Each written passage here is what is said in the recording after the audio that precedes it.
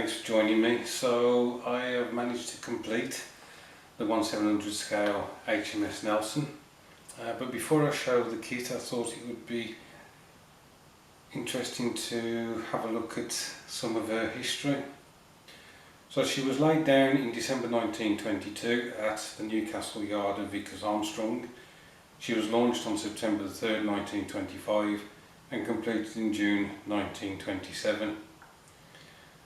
Her armament consisted of 9 16-inch guns in triple turrets, 6 4.7-inch anti-aircraft guns and 12 6-inch guns in twin turrets.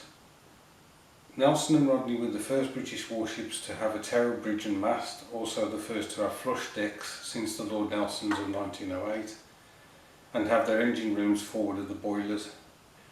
In order to save weight, extensive use was made of new materials in her construction, such as lightweight steel, aluminium, fir for the deck in place of the traditional teak, and plywood for many internal non-structural bulkheads and fittings, all of which was fireproofed.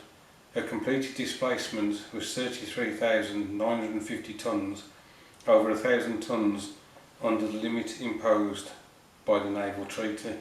The outbreak of World War II found her on guard duties operating out of Scapa Flow. Later in September she was part of the covering force engaged in the salvage of HM submarine Spearfish, which had been heavily damaged in the North Sea while operating off Norway. In October 1939 she took part in the abortive operations against German surface ships in the North Sea. On October 30th, 1939, with Winston Churchill on board, she was operating west of the Orkneys when attacked unsuccessfully owing to torpedo failure by Lieutenant Commander Zahn in U-56.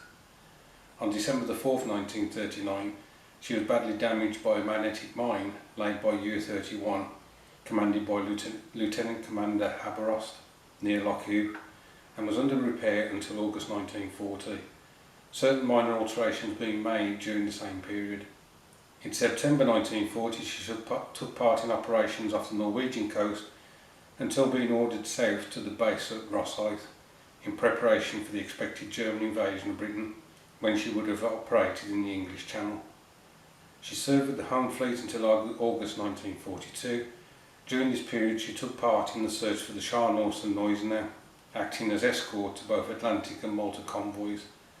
During one of the latter, codenamed Halberd, she was struck by a torpedo dropped by an Italian aircraft on September 27, 1941, and was under repair in Britain until April 1942.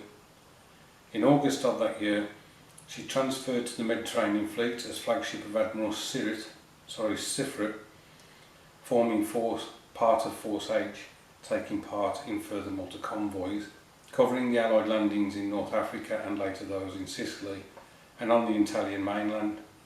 The armistice between the Allies and Italy was signed by General Eisenhower and Marshal Badoglio on the 29th September 1943 on board Nelson in Malta Harbour.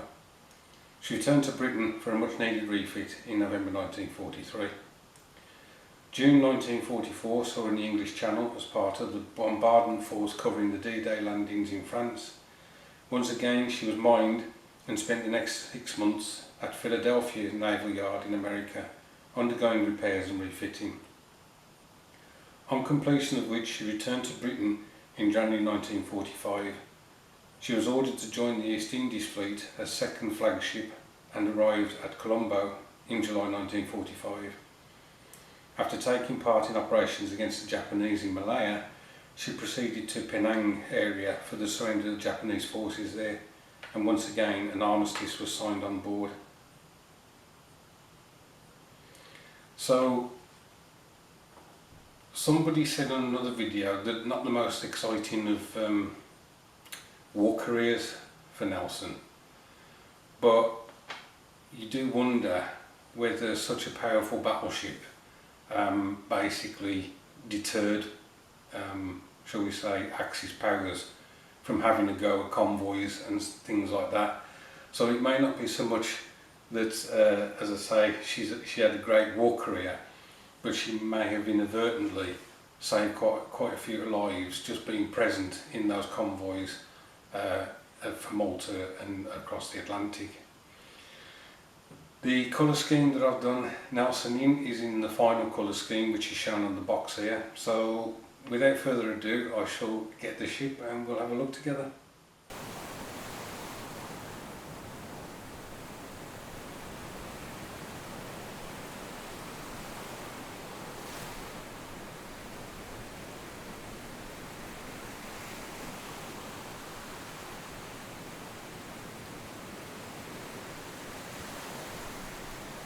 So here she is, guys.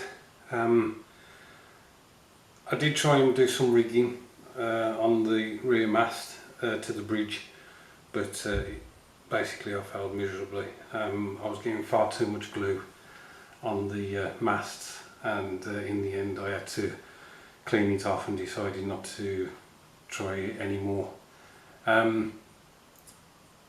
Really enjoyable build. I'm so pleased to have this ship in my 1/700 scale fleet, and at the moment she is the biggest British ship that I've got.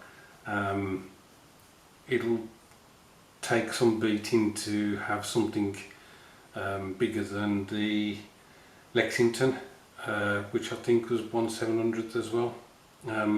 Nelson is smaller than the Lexington.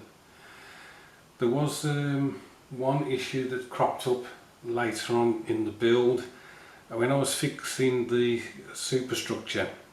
You see the lifeboats, sorry, the rafts that are on the superstructure.